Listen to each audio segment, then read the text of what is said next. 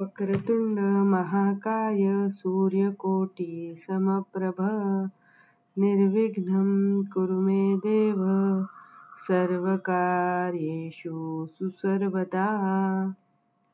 नमस्कार. आता आपण पुढील म्हणजे चौथा अभंग अभ्यासासाठी घेणार आहोत. बघूया चौथा अभंग. भावे वीण भक्ती भक्ती वीण मुक्ती, बळे वीण शक्ती बोलू नये, कैसेनी दैवत प्रसन्न त्वरित, उगार आहे निवांत क्षीण शिवाया. खूप छान म्हणतात. माऊली काय म्हणतात तर भावे वीण भक्ती. आता भाव म्हणजे काय? तर भाव म्हणजे भगवंताविषयी आपल्या मनात असलेलं प्रेम. आपल्याला भाव आला पाहिजे, आपल्याला प्रेम आलं पाहिजे. जसं काही तो आपलाच आहे असं वाटायला पाहिजे. देव म्हणजे असं कोणी वेगळा नाहीये की आपण 24 तासातले दिवसातले अर्धा तास पूजा केली देवाचा आणि आपला संबंध संपला, असं नाही. आपल्याला सतत आणि सतत आणि सतत आपण त्याचेच आहोत, आपण त्याची लेकरं आहोत, आपण त्याचे बाळ आहोत, हा बोध असला पाहिजे. आपला आणि त्याचं सारखं अनुसंधान किंवा आजच्या भाषेत कनेक्शन हे असलं पाहिजे, राहिलं पाहिजे. आपल्याला सतत भाव पाहिजे की आपण जे काही दिवसभरात नानाविध कामं करतो, उद्योग करतो, हे सगळे त्यांनीच आपल्याला दिलेले आहेत, आपण त्याचेच आहोत. हा भाव सतत आणि सतत आला पाहिजे. भावे वीण भक्ती म्हणजे हा भाव नसेल आणि नुसतं नाम घेतलं तर काय उपयोग आहे? उपयोग म्हणण्यापेक्षा त्याचा काही म्हणजे त्याला अर्थच नाही असं आपण म्हणू शकतो. भक्ती वीण मुक्ती. आणि अशी भक्ती जर नसेल, आपल्याला त्याविषयी भगवंताविषयी प्रेमच वाटलं नाही, तर म्हणजे कधी कधी असं म्हणतात की इतकं प्रेम येतं की डोळ्यातून अश्रू घळाघळा पडायला लागतात. म्हणजे आपोआप असं आनंदाश्रू आपण जसे म्हणतो तसे आपल्याला भाव आलं की आज रूप किती छान दिसतंय बघा, आज पूजा किती छान झालीये बघा, कसं ते माझ्या देवाचं रूप छान दिसतंय. आणि असा भाव म्हणजे असं जसं काही आपलं म्हणजे आपल्या कुटुंबातलाच एक सदस्य आहे. म्हणजे आपण असं जास्त चांगल्या पद्धतीने समजू शकतो की आपलं बाळ असतं, नवीन नवीन बाळ जेव्हा आपल्या घरात येते तेव्हा आपणच हरकून जातो की म्हणजे किती हे छान आहे, म्हणजे हे किती हे देवाचा चमत्कार आपल्या घरी आलेला आहे. आणि आपण सारखं त्या भावात असतो की हा चमत्कार आपल्या घरी आलेला आहे आणि म्हणजे हे देवाचंच रूप आहे. आणि असे डोळ्यातून अश्रू आपल्या येतात की हे कसं काय घडलं बाबा आपल्यासोबत इतकं छान. तो जो काय अनुभव आहे ते तसं सतत एवढं जास्ती प्रेम आपल्याला त्या भगवंताबद्दल वाटलं पाहिजे. एखाद्या मंदिरात गेलो, एखादी विशेष पूजा असेल, रोजची पूजा असेल, ते सगळं आपल्याला बघून मनाला भिडलं पाहिजे. असं आपल्याला आतून वाटलं पाहिजे. किती बरं छान आज पूजा मांडलीये, किती बरं छान आज देवानी वस्त्र लावलेत, किती बरं छान आज छान हार घातलेत, किती छान हे सगळं आहे. आणि तो आपला हरी किती सुंदर बरं दिसत आहे. हा भाव आपल्याला असं मनापासून प्रेम वाटलं पाहिजे. नाहीतर आपण जाऊन सारखं देवाकडे काहीतरी मागतच असतो. मला हेच दे, मला तेच दे, किंवा बळ तरी दे, किंवा माझे प्रॉब्लेम तरी सॉल्व कर, माझे प्रश्न तरी सोडव, मला असंच चाललंय, मला तसंच चाललंय, बघ बाबा आता तरी तू बाहेर काढ. हो, ते सगळं आहे. आपलं मनुष्य धर्मात जे आपल्याला कोण आहे, आपल्याला तोच आहे. त्यामुळे आपल्याला काही जरी समस्या आल्या, प्रश्न आले तरी आपण त्याच्याकडे धावून जाणार, यामध्ये तिळमात्र शंका नाही. पण तो आपलाच आहे, त्यामुळे त्याबद्दल किती प्रेम, उत्कटता आपल्या मनातून येतेय हे महत्वाचं. म्हणून भावे वीण भक्ती, तो भाव आला पाहिजे. आणि पुढे म्हणतात भक्ती वीण मुक्ती. आणि अशी भक्ती नसेल तर मुक्ती मिळणार नाही. आता आपल्या या सगळ्या मनुष्य धर्माचं अंतिम ध्येय जर कुठलं असेल तर परमेश्वर प्राप्ती हे आपलं अंतिम ध्येय आहे. आणि ते जर करायचं असेल, ते जर मिळवायचं असेल, पहिल्या अभंगातच त्यांनी म्हटलेलं आहे, क्षणभर त्याने मुक्तीचारी साधियला. क्षणभर जर माझं स्मरण केलं, क्षणभर जर माझ्या दारात तुम्ही थांबलात तर चारी मुक्ती तुम्हाला मिळणार आहे.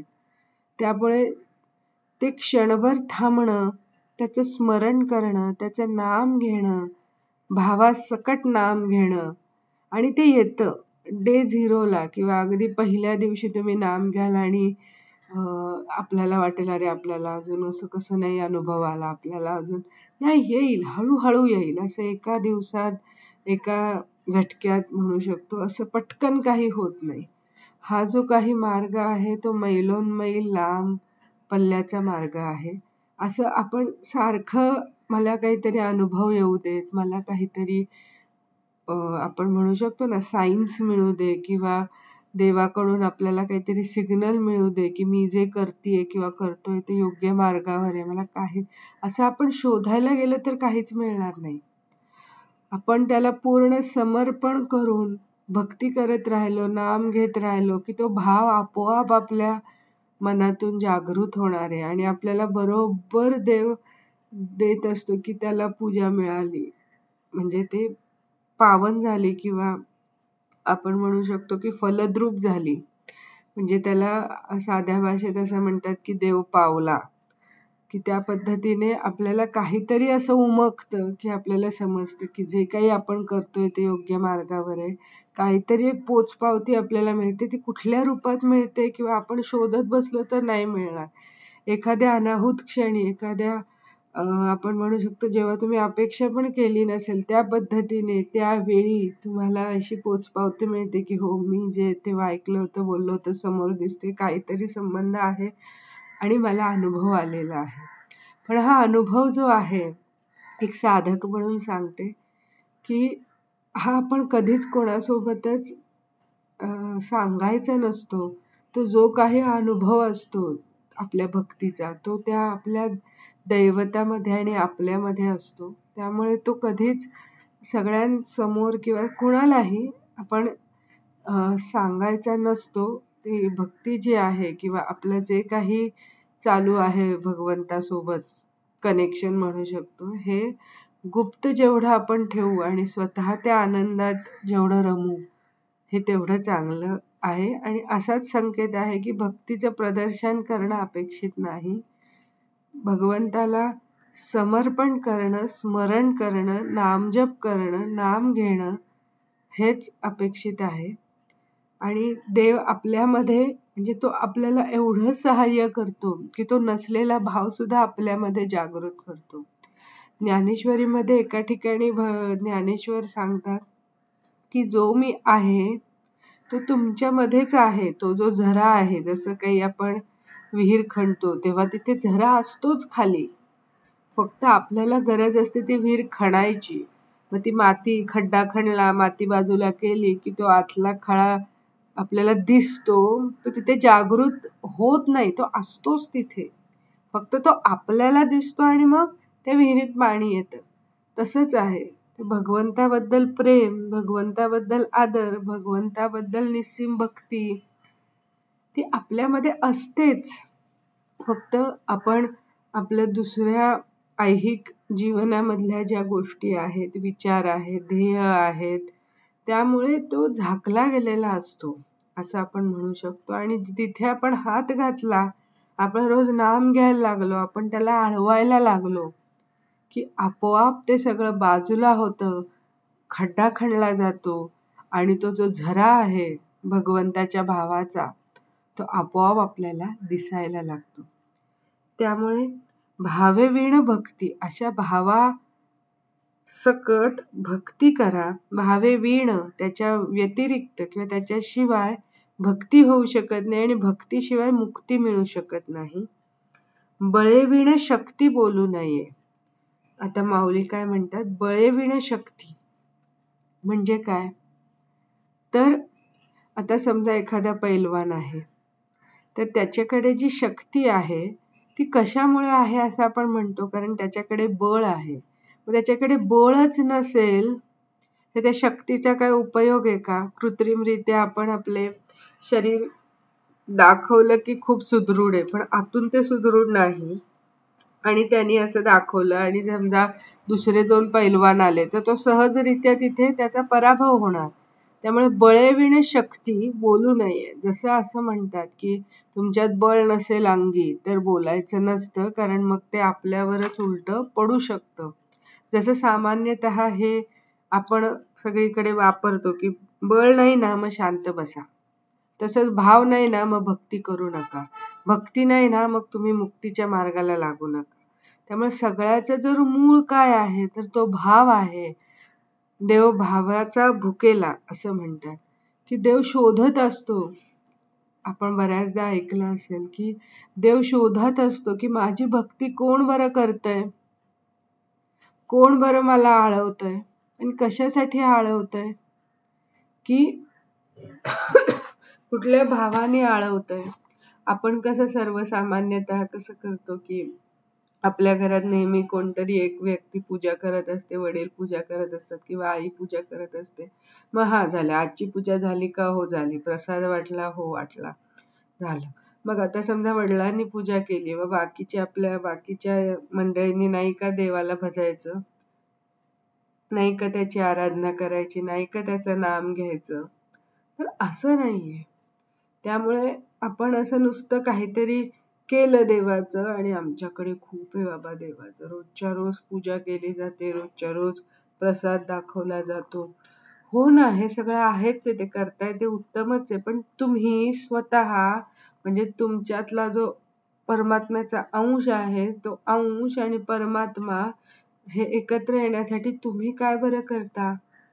असा प्रश्न आपण स्वतःला विचारला पाहिजे.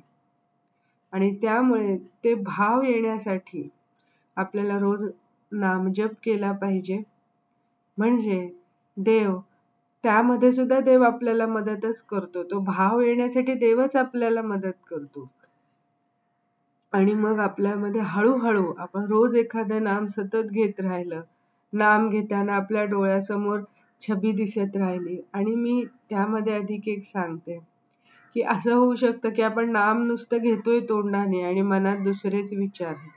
म्हणजे समजा आपण एक माळ ओढली, 108 मण्यांची एक माळ असते साधारणपणे, तर तेवढी आपण एक माळ ओढली, पण आपलं निम्म्यामध्ये 30-40 नाम होईपर्यंत त्याच्यानंतर मग आपल्या डोक्यात भलतेच विचार होते. आज संध्याकाळी कुठे जायचंय बरं, मग नंतर आज भाजी कुठली करायची बरं, आज काय आहे, उद्या काय आहे. पण हे असे विचार आपल्या मनात येत असतील तर त्या नाम घेण्याला पण काही अर्थ नाही. त्यामुळे भावेवीण भक्ती अशी करायचीच नाहीये. जेवढी काही आपण माळ ओढतो आहोत किंवा माळेनेच नाम घेतलं पाहिजे असंही काही नाही. तुम्ही एका ठिकाणी स्वस्थ बसा, देवाऱ्यासमोर बसा, कुठेही बसा. नामाला नियम नाही. तुम्ही आंघोळ घेऊन करा, तुम्ही बिना आंघोळीचं करा, तुम्ही दिवा लावून करा, तुम्ही नुसतं स्वस्थ बसून करा. याच्यामध्ये काहीही गैर किंवा त्याला नियम लागू होत नाहीत. त्यामुळे तुम्ही मनापासून घ्या एवढाच त्याचा नियम आहे. तुम्ही त्याला पूर्ण शरण जा, तुम्ही त्याचं पूर्ण स्मरण करा. स्मरण करायचंय, शरण जायचंय, नाम घ्यायचंय, नाव घ्यायचंय. सारखं सारखं आणि सारखं त्याचं नावच घ्यायचंय. पण नाव घेताना नुसतं श्रीराम श्रीराम श्रीराम रामकृष्ण हरी रामकृष्ण हरी तोंडाने चालू आहे आणि मनात दुसरेच विचार आहेत. मग भाव नाही येणार. आपल्या मनामध्ये त्याची छबी उमटली पाहिजे. जो कुठला देव असेल आपल्या डोळ्यासमोर येत असेल, राधाकृष्ण येत असतील, श्रीराम येत असतील, शिवशंकर येत असतील, गणपती येत असतील, तुमच्या समोर जे कोणी भगवान येत आहेत त्यांची पूजा करा, त्यांना आळवा, त्यांचं रूप डोळ्यासमोर येऊ दे, तुमच्या मनामध्ये ते थिजू दे.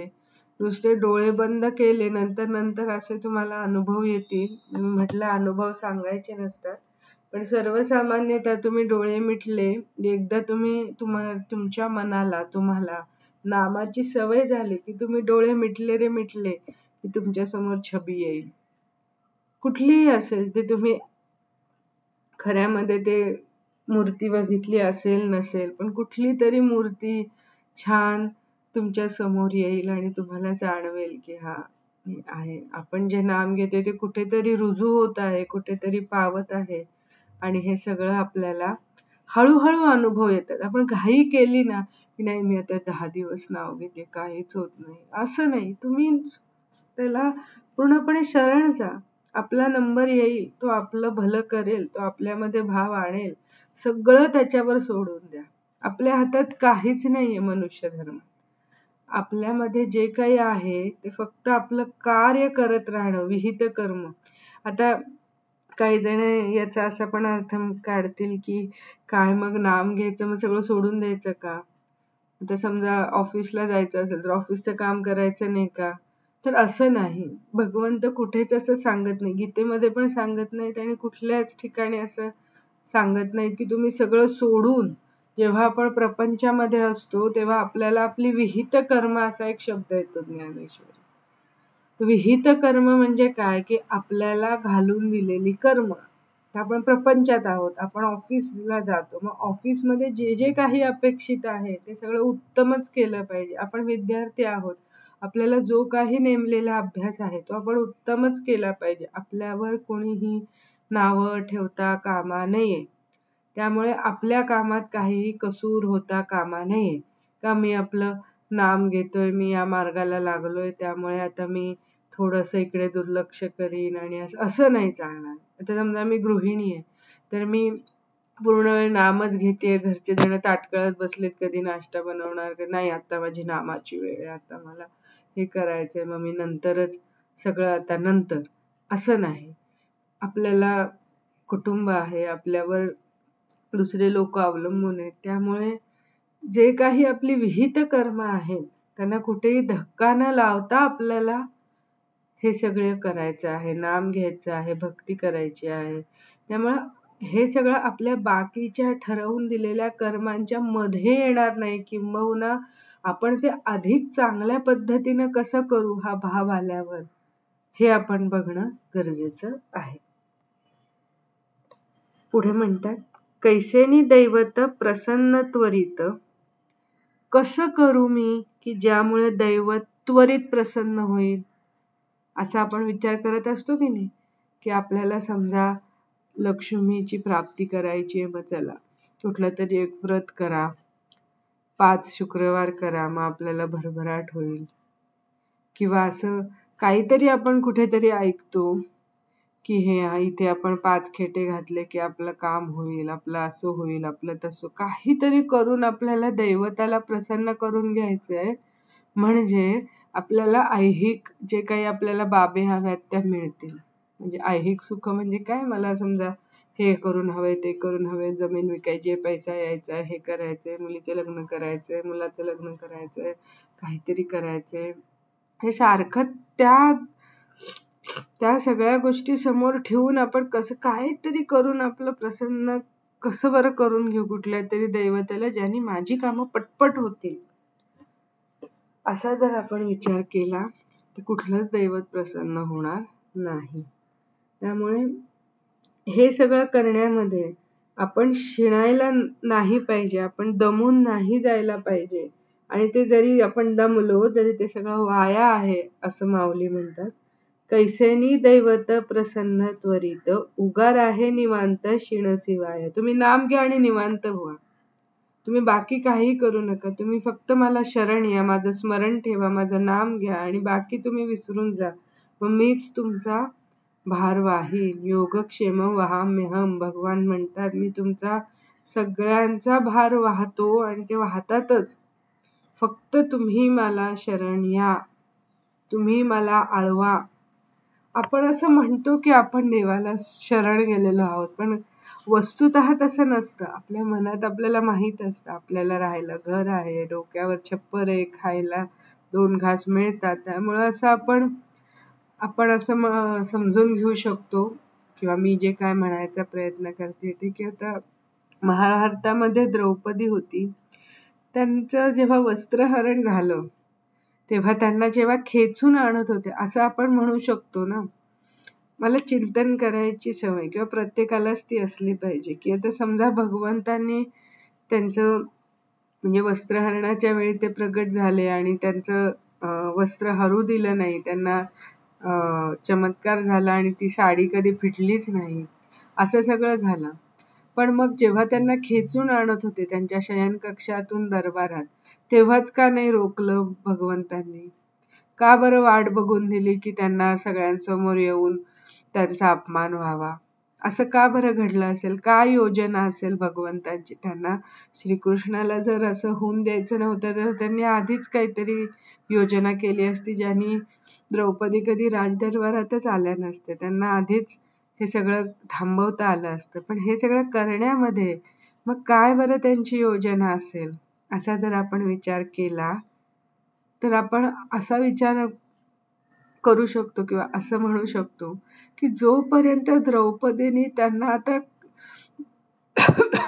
आळवलंच नाही, म्हणजे द्रौपदीला वाटत असेल की राजदरबारात माझे 5 पती आहेत, हे भीष्म पितामह आहेत, सगळे बाकीचे एवढे ज्येष्ठ श्रेष्ठ लोक आहेत, मला खेचून नेतात पण माझे पती तरी माझं रक्षण करतील, हे बाकीचे मोठे ज्येष्ठ श्रेष्ठ मंडळी आहेत ते तरी म्हणतील असं होऊन देणार नाही, त्यामुळे माझं रक्षण होईल असं कुठेतरी तिच्या मनाच्या मागे असणार आहे. त्यामुळे ती राजदरबारात गेली तरी तिचा पहिला जो कटाक्ष आहे तो तिच्या पतींकडेच असणार आहे की तुम्ही काय हे बघताय, सगळं काय होतंय माझ्याकडे, तुम्ही काहीच का नाही करत आहे. ती तोपर्यंत भगवंताला आळवलं नाही, पण जेव्हा तिला समजलं की आता माझं काहीच होणार नाही, माझे सगळे मार्ग संपले, आता माझ्याकडे काहीच नाही, आणि जेव्हा आपण ते आळवतो देवाला की आता माझ्याकडे काहीच उरलं नाही, मी सगळीकडून पूर्णपणे माझे मार्ग बंद झालेले आहेत आणि जर आता कोणी मला वाचवणार असेल तर तू फक्त वाचवणार आहेस, या भावानी, या इच्छेनी किंवा या विचाराने जेव्हा आपण त्या भगवंताला आळवतो तेव्हा तो आपल्याला प्रगट होतो. त्यामुळे तो निस्सीम दृढ विश्वास पाहिजे. तर जसं भक्त प्रल्हादाचं पण म्हणतात की उकळत्या तेलात टाकतायत, ते उकळत्या तेलात टाकताना त्या छोट्याशा बाळाला वाटलं नसेल, 5 वर्षांचे भक्त प्रल्हाद फक्त, त्यांना असं वाटलं नसेल अरे गरम आहे थोडं तरी भाजेल, आपल्याला नाही, दृढ विश्वास माझे स्वामी असं होऊनच देणार नाहीत माझ्यासोबत. त्यामुळे जे काही आपलं दैवत आहे त्याच्यावर दृढ विश्वास असणं हे खूप गरजेचं आहे. म्हणजे भक्ती आपली हळूहळू डेव्हलप होते असं आपण म्हणू शकतो. आधी आपण आपल्यासाठी नाम घेतो, मग भाव येतो, मग ते आपण रोज स्मरण गेल्यावर आपल्याला कळतं की बाकी कोणी नाही. आपल्याला कसं असतं की काही नाही, काही समजा जॉब गेला तरी माझं एक घर आहे, मला कुठून तरी रेंट येतोय किंवा मी काहीतरी करीन किंवा मी काही, म्हणजे असं आपण असं म्हणत नाही की नाही आता ते काही करेल ते तोच करेल, म्हणजे असा त्याचा अर्थ होत नाही की असेल हरी तर देईल खाटलावरी, असं नाहीये. भगवंत हे सांगतात की तुम्ही प्रयत्न करा, पण हे सगळं करताना हे मी करतोय हा भाव नसला पाहिजे. हे सगळं भगवान आपल्याकडून करून घेत आहेत या भावावर आपण असलं पाहिजे. त्यामुळे कैसेनी दैवत प्रसन्न त्वरित उगा राहे निवांत, तुम्ही निवांतच राहा, तुम्ही माझं नाम घ्या आणि माझ्यावर सगळं सोडून द्या. योगक्षेम वहाम्यहम, मी सगळं करीन, फक्त तुम्ही मला आळवा, तुम्ही मला शरण या, मी तुमचं सगळं व्यवस्थित करीन. आणि हे चालूच आहे, आतापर्यंत पण ते करतच आलेले आहेत, त्यामुळे यापुढे पण होणारच आहे. उगाच तुम्ही स्वतःला शिणवू नका, दमवू नका काहीतरी नानाविध प्रकारे मी हेच उपास तपास करीन आणि व्रत वैकल्य आणि असं ही पूजा ती पूजा, सोहळे उत्सव, हे सगळ्याचं काही गरज नाही. देव भावाचा भुकेला, त्या भावाने आपण आळवलं पाहिजे, स्मरण गेलं पाहिजे, शरण गेलं पाहिजे. शरणागती खूप महत्वाची आहे. हे बघा माझं काहीच नाही, सगळं तुझंच आहे, हा जन्म पण तुझा आहे, हा आत्मा पण तुझा आहे, हे प्रारब्ध पण तू दिलेलं आहेस, हे सगळं तूच केलेलं आहे, कर्म माझ्या हातात आहे, कर्माला चुकू नका. जे काही आपलं विहित कर्म आहे ते करत जा आणि भक्ती करत जा आणि माझं नाव घ्या आणि निवांत राहा. पुढे भगवान म्हणतात, सायास करीसी प्रपंच दिन निशी, हरिसी न भजसी कोण्या गुणे. सायास करतोय आपण, सायास म्हणजे काय, प्रयत्न. आपण प्रयत्न करत आहोत कशासाठी, प्रपंचासाठी. आपला जो काही गृहस्थाश्रम आहे, फॅमिली आहे, कुटुंब आहे, कुटुंबातील आपली मुलं आहेत, आपले आई वडील आहेत, सगळ्यांची जबाबदारी आहे. आपण सगळे आपलं यथाशक्ती आपण सगळं पार पाडण्याचा प्रयत्न करत आहोत. तर हे सगळं आहे. प्रपंच दिननिशी रात्रंदिवस आपण आपल्या प्रपंचासाठी झटतो आहोत. जॉबला जातो आहोत. सगळं व्यवस्था करत आहोत. सगळ्यांना चांगल्या सुविधा द्यायचा प्रयत्न करत आहोत. हे सगळं चांगलंच आहे. यामध्ये गैर काही नाही, चुकीचं काहीच नाही. पण हरीसी न भजसी, हरीला आपण भजतच नाही आहोत. त्याला आपण आजच्या भाषेत इग्नोरच केलेलं आहे की मी शिकलोय, मला जॉब मिळालाय, मी घर घेतलंय, मी गाडी घेतलीये, 3 BHK आहे, 2 BHK आहे, मी हे सगळं मिळवलेलं आहे, माझ्या हिमतीवर मिळवलेलं आहे, असं आज आपण म्हणतो. पण ह्या सगळ्यामध्ये आपण हे विसरतो की ते शिक्षण घ्यायला जी बुद्धी दिलीये, आपले हातपाय चांगले दिलेत, ते कोणी बरं दिलेत? आपल्याला चांगल्या आईवडिलांच्या घरी कोणी बरं जन्माला घालून दिले? त्यामुळे आपण असं छोट्या छोट्या गोष्टींमध्ये अहंकार ठेवतो आणि तिथेच आपण चुकतो. आपल्याला सगळं करायचंय, निष्ठेने करायचंय, प्रयत्नांनी करायचंय. आपल्याला कोणी आयतं देणार नाहीये किंवा ते कोणालाच मिळत नसतं आणि मिळालं तरी ते टिकत नसतं. त्यामुळे आपल्याला प्रयत्नांनीच, कष्टांनीच सगळं साध्य करायचंय प्रपंच. पण हे सगळं करताना बॅक ऑफ द माइंड असं म्हणतात. आपल्या मनामध्ये आपल्याला पक्क माहित असलं पाहिजे की हे जे काही सगळं आहे ते भगवंताच्या कृपेमुळे. तो आपल्याकडून करवून घेतोय, तो आपल्याला तसे विचार देतोय, चांगले विचार घालतोय आपल्या डोक्यात. त्यामुळे आपलं सगळं चांगलं चालू आहे. कारण हे सगळं करत असताना माझं घर, माझी मुलं, माझं कुटुंब सगळं छान आहे. आणि मग ज्या दिवशी आपण मरणाला सामोरं जातो, काही बरं येतं का आपल्यासोबत? जो बँक बॅलन्स आहे तो येणार आहे का आपल्यासोबत? जे काही आपली पत्नी आहे ती येणार आहे का आपल्यासोबत? किंवा आपला नवरा आहे तो येणार आहे का आपल्यासोबत? आपली मुलं येणार आहेत का आपल्यासोबत पुढच्या प्रवासासाठी? पुढच्या प्रवासासाठी काय येणार आहे आपल्यासोबत? तर फक्त आपण घेतलेलं नाम येणार आहे. भगवंत लक्षात ठेवतो या जन्मामध्ये किती बरं नाम घेतलं, यांचा उद्धार करायचा की नाही, का पाठवून द्यायचं? पुनरपि जनमं पुनरपि मरणं पुनरपि जनमं पुनरपि मरणं. परत परत जन्म घ्यायला लावायचा, परत परत मृत्यूला सामोरं जायचं. हे आपल्यासोबत घडत असतं जेव्हा आपण काहीच बोध घेत नसतो.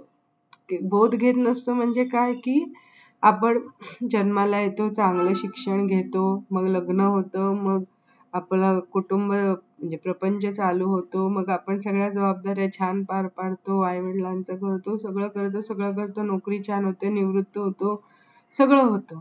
पुढे काय? जर आपण या सगळ्या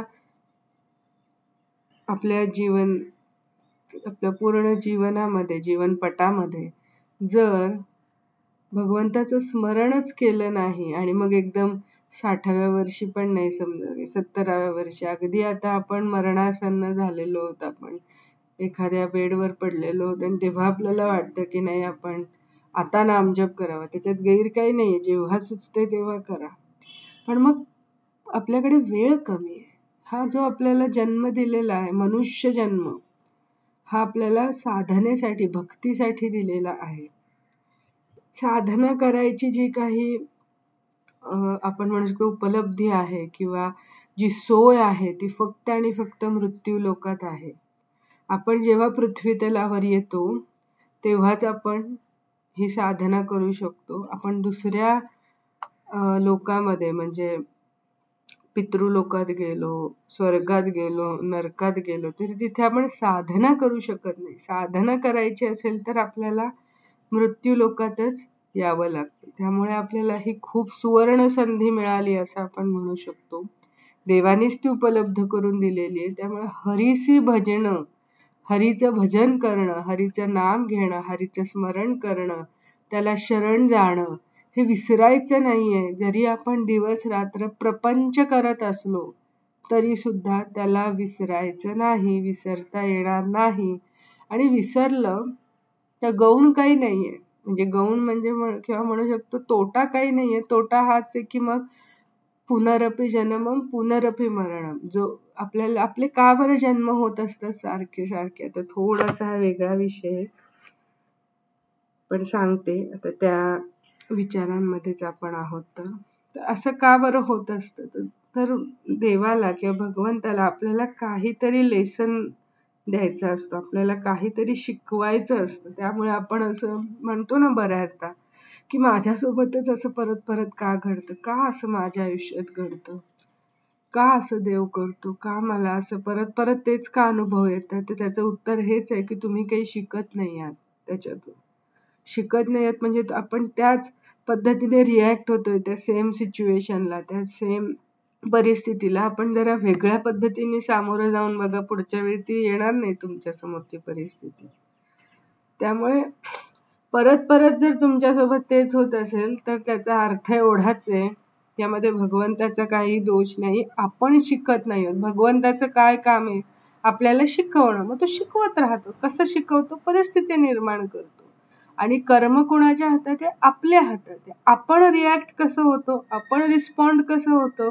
तुम्ही वेगळ्या पद्धतीने रिॲक्ट होऊन बघा, तुम्ही वेगळ्या पद्धतीने उत्तर द्या त्या परिस्थितीला. पुढच्या वेळी ती परिस्थिती येणार नाही, काहीतरी वेगळी परिस्थिती येईल. त्यामुळे भगवंत ठरवत असतो की यांना ही शिकवण आपल्याला या जन्मात द्यायची आहे. हे आपलं आधीच ठरलेलं असतं जन्माला यायच्या आधी. त्यामुळे ते परत परत परिस्थिती आपल्यासमोर आणली जाते.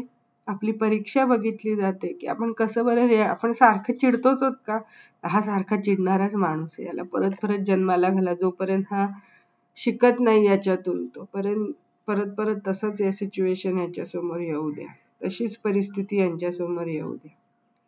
मग हे सारखं असं काय म्हणू शकतो, रहाटगाडगं जन्मतोय, तेच परत परत वागतोय, मरतोय, पुन्हा जन्म घेतोय दुसऱ्या फॅमिलीमध्ये, पुन्हा तसं तसं घडतंय. चांगलं घडतंय, वाईट घडतंय, 50% चांगलं 50% वाईट, खुशी गम चालू आहे चालू आहे चालू आहे, आणि पुन्हा मरतोय. मग हे किती वेळा आपण करत राहणार. 10 जन्म 20 जन्म, किती शरीर बदलणार आपण. मग हे सगळं चालू असताना आपण या सगळ्या चक्रातून, या रहाटगाडग्यातून बाहेर कधी पडू शकतो, जेव्हा आपण हरीचं नाव घेतो, हरीचं स्मरण करतो. त्यामुळे ज्ञानोबा माऊली काय म्हणतात, सायास करीसी प्रपंच दिन निशित. आपण प्रपंच करण्यासाठी दिवस रात्र झटत असतो, अहोरात्र कष्ट करत असतो. पण जर आपण या सगळ्यामध्ये जर हरीला भजत नसू किंवा हरीचं नाव घेत नसू तर हे त्यामध्ये काही गुण नाही. कोण्या गुण आहे यामध्ये कोणाचंही भलं नाही. त्यामुळे हरीचं नाव घेणं हे महत्वाचं आहे. शेवटची ओवीमध्ये काय सांगतात, ज्ञानदेव म्हणे हरी जप करणे, तुटेल धरणे प्रपंचाचे. काय आपण म्हणूया, ज्ञानोबा माऊली म्हणतात हरिजप करणे तुटेल धरणे प्रपंचाचे. तेच सांगतात, तुम्हाला प्रपंच सोडवायचा आहे. आता मी तेच सगळं बोलले की या रहाटगाडग्यातून बाहेर पडायचं, या चक्रातून, जन्म मृत्यूच्या चक्रातून बाहेर पडायचं आहे आपल्याला. त्याच्याकडे जायचं आहे, वैकुंठात जायचं आहे. तर तुटेल धरणे प्रपंचाचे, या प्रपंचातून बाहेर पडायचं आहे. तर हरिजप हा एकमेव मार्ग आहे, असं शेवटच्या ओळीमध्ये ज्ञानोबा माऊली म्हणतात. त्यामुळे हरिजप करा, हरीचं नाम घ्या, हवं ते नाम घ्या, भाव आणा तुमच्या भक्तीमध्ये. भाव आणा म्हणजे भाव घेऊन भक्ती करा, तो आपोआप वाढेल. जसं मी पहिल्या ह्याच्यात सांगितलं की ते करण्यासाठी सुद्धा भगवंत आपली मदत करतात. फक्त आपल्या हातात काय, आपली विहित कर्म करायला विसरू नका, हे खूप महत्वाचं आहे. बऱ्याचदा असं काही ठिकाणी होतं की लोक खूप भक्तीच्या ह्याच्यात जातात आणि मग आपलं जे रोजचं काम आहे किंवा जी आपली कर्म आहेत ती विसरून जातात आणि मग एकाच मार्गाला लागतात, दिवस रात्र एकच म्हणजे ध्यास घेतात. त्याच्यात वाईट काही नाहीये, पण जोपर्यंत तुम्ही प्रपंचात आहात आणि प्रपंचात राहून भक्ती करणं याचं हे भगवंताला खूप आवडतं बरं का. नाहीतर मग असं म्हणजे मग प्रपंचात राहून केलेली भक्ती गौण आहे आणि विरक्तीत जाऊन सगळं घरदार सोडून पूर्णपणे म्हणजे समाजातून बाहेर जाऊन केलेली भक्ती खूप फलद्रूप होते किंवा चांगल्या दर्जाची आणि प्रपंचात केलेली नाही असं अजिबात नाही बरं का. तर भगवंताला प्रपंचात राहून केलेली भक्ती जास्त महत्वाची, कारण त्याला माहित असतं हा प्रपंच करतोय हे बाळ आपलं आणि याच्या मागे 100 गोष्टी आहेत. पण 100 गोष्टी करताना सुद्धा तो ही नाम घ्यायला विसरत नाही. म्हणजे तो किती बरं त्याचा आपल्याप्रती भाव आहे असं भगवंताला वाटतं. त्यामुळे प्रपंचात राहून केलेली भक्ती, आपली प्रपंचातली कर्तव्य चोख करा, आपली विहित कर्म करा, त्याला बगल देऊ नका आणि हे सगळं करत असताना नामजप करा. एक अर्धा तास 15 मिनिट म्हणजे हळूहळू वाढवा, पण रोज करा, नित्यनेमाने करा. बघा तुम्हाला आपोआप भाव यायला लागेल, आपोआप छबी उमटायला लागेल देवाची, अनुभव येतील. छोटे छोटे असतील सुरुवातीला, काहीतरी तुम्ही कुठेतरी ऐकलं असेल, तुम्हाला डोळे बंद केल्यावर दिसलं असेल, त्याचं कुठेतरी कनेक्शन होतं, तुमचं तुम्हाला जाणवतं. तुम्हाला कोणाला सांगायची गरज नाही की जे आहे ते शाश्वत आनंद, सच्चित आनंद जो नेहमी कायम असतो, सच्चित तुमच्या जो शाश्वत आनंद आहे, जो चांगला आनंद आहे, तो तुम्हाला त्या क्षणी मिळतो जेव्हा तुम्हाला ते अनुभव येतात. ते अनुभव कुणासोबत सांगायचे नसतात आणि फक्त ते तुम्हाला अनुभवायचे असतात. असे अनुभव येतात. तुमचं प्रपंचातून तुम्ही बाहेर पडायचं असेल तर हरिनाम घ्या, हळूहळू या मार्गाने जा, घाई करायची नाहीये.